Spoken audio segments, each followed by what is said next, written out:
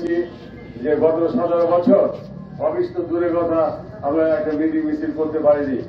Office ছিল আমার বাড়িতে, সেখানে আমরা মিটিং মিছিল করেছি, যার জন্য আমার বাড়িটা ভাঙা হয়েছিল। তো আজকে 17 বছর পরে আমরা গোপালগঞ্জের মতো জায়গায় এখানে গোপালগঞ্জ জেলা কার্যালয় এবং বিভিন্ন অঙ্গ সংগঠনের কার্যালয় শুভ উদ্বোধন করছি এবং শুভ উদ্বোধন ঘোষণা করছি এবং সামনে এই অফিসের মাধ্যমে পুরা জেলাকে আমরা সক্রিয় করা হবে। প্রত্যেকটা ইউনিয়ন ও অঙ্গ সংগঠনকে আমরা শক্তিশালী করব। সবাইকে ধন্যবাদ। আসসালামু আলাইকুম।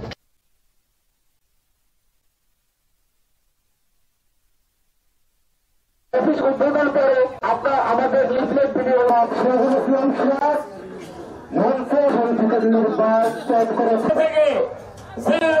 এখন আমি আপনাদের কাছে পরিচয় করে দিচ্ছি।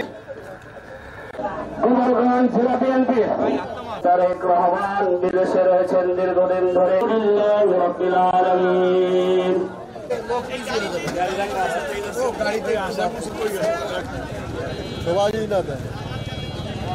খুশি খুশি খুশি